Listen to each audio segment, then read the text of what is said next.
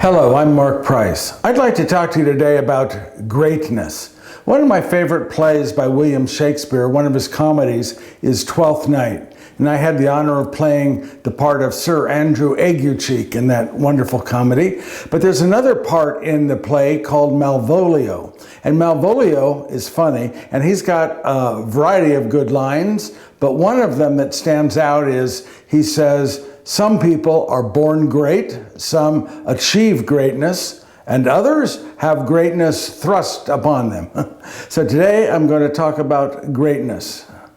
The gospel is from Luke chapter 9, verses 46 to 50. An argument arose among the disciples about which of them was the greatest. Jesus realized the intention of their hearts and took a child and placed it by his side and said to them, "Whoever receives this child in my name receives me, and whoever receives me receives the one who sent me. For the one who is least among all of you is the one who is the greatest."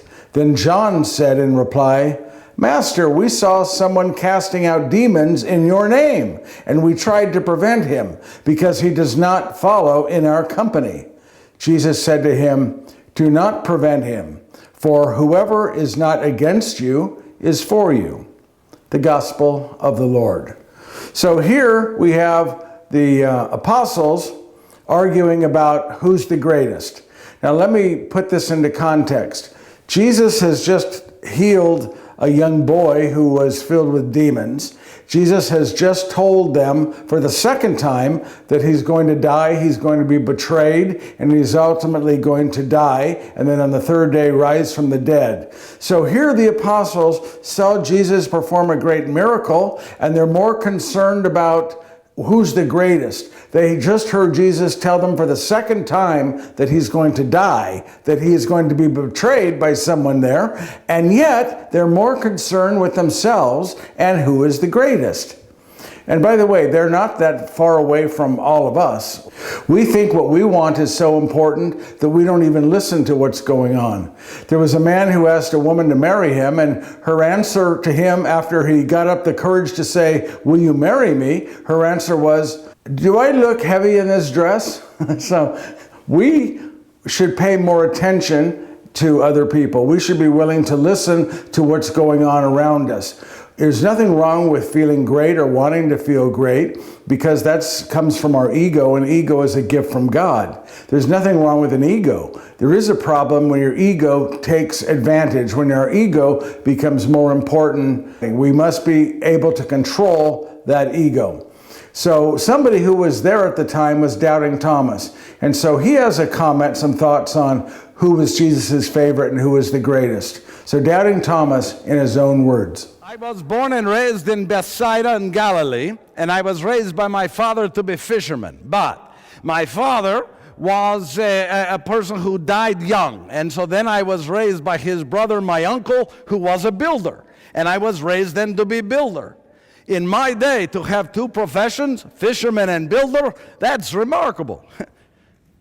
I'm remarkable. I never thought of that before. Yes, but I think the fact that I was a builder gave me a special bond with Jesus. Did you know he was builder? Yeah, he was taught and raised by his father Joseph to be builder. Did you know this? Yes, I believe it was a bond. Jesus and I, we spoke of it many times. We did a project or two together. We built together. Jesus, I believe that it is because of that bond, both of us being builders, that is why I was his favorite. You laugh. I know. Let me tell you. I know in your book, there were times when James and John, especially those two, they go to Jesus and they say, "We want to be at your right hand," or "Who is your favorite?" Do you remember this? And Jesus was always so good. He was so diplomatic to them. He'd say to them, "You don't know what you ask," or you don't know what you're saying. He's very nice to them, but he's always winking at me. No, he does. He looks and he says, "You're my favorite." I know in my heart I was, yes? So there you have it, Doubting Thomas. There's no doubt in his mind who's number one and who Jesus looks to and who is the greatest. Thomas says it's Thomas. But, and by the way, I used a little poetic license, of course, in writing that script, but nonetheless, it gives you an idea. The apostles went to Jesus on a couple occasions and said, who's your favorite? Who's the greatest? Who can sit at the right hand? And sadly, it generally followed Jesus sharing something of great importance with them. They weren't listening to Jesus, and they were more concerned about what they wanted and what they thought was important to them and for them. So Jesus' answer to them was, we have to be like a child, not childish, but childlike. Why is that important? Because a child is accepting. A child is understanding. A child is willing to give themselves totally in love. And that's what we're called to do, to give ourselves in love to God through Christ. I remember when I would be performing my different performances, and my daughter, when she was there, she was 5 years old, 6 years old. At the end, when people are coming up asking questions, my daughter would always come over and just hang on to me, just hang on holding my arm. Why? Because she loved me. Why? Because she felt safe with me. Why? Because all these people were talking to their dad and she wanted to be right in there with it. We are to be like this with God through Christ. We are called to be, as people who are in a relationship with Christ, who are people of faith, to be close to Him, to hold on to Him, to lean on Him, and be part of everything He is saying, everything He is teaching. This is what it means to be childlike, to set our egos aside, that desire on our part to be great. My daughter didn't come over because I was getting adulation and she wanted adulation. She came over because she loved me and wanted to be close to me. That's how we have to be. Don't focus on the things that we want. Focus on our relationship with God through Christ. And by the way, this idea of wanting greatness is not new. It's not even new 2,000 years ago. Adam and Eve in the Garden of Eden were told, do not eat of the fruit of this tree. And they were tempted and finally ate of the fruit. Now how? The devil, the serpent, evil, said to them, the reason God does not want you to eat of this fruit is because if you do, it will make you like God. It will make you all powerful, give you all knowledge. And so in their desire to be great, in their desire to have all knowledge and be all powerful, they disobeyed God and they ate of the fruit. That's why Adam and Eve were thrown out of the Garden of Eden, because they went against what God had told them to do. And the brothers of Joseph from the Old Testament, the one of the many-colored coat, his brothers sold him into slavery. Why? Because they felt that Joseph thought he was greater than they were, and because their father was showing they felt more attention to him. So it was this desire for greatness, or this ego on their part to be great, so they're going to destroy, in this case, their brothers, sell them into slavery because they wanted to be number one. So a lot of people have been doing a lot of things for a lot of years just to hold that stature or that position of greatness. One person that did have a form of greatness, we read in today's first reading from Job. I'm not going to read it, but the chapter and verse are below. Job was a person who, in his day, had greatness. He had all the money he needed. He had a great family, great wife. He just had a wonderful life. And what happened? He lost it all. He lost it all. And most people, some people, a lot of people, when they lose everything, when they lose those things that make them feel powerful, that make them feel great, that make them feel successful, they do a dive. They just go into bad things. They turn away from God.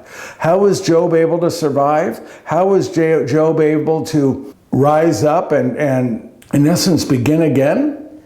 He became like that child that trusted God. He never lost his faith in God. He never lost his attachment to God. And that's what we're called to do. I know in my life, I was successful by world standards. I did well. The business did well. And then I pretty much lost everything with a divorce, and I lost things because of a business going south, and I lost things because of my health, my heart attacks, and then my strokes.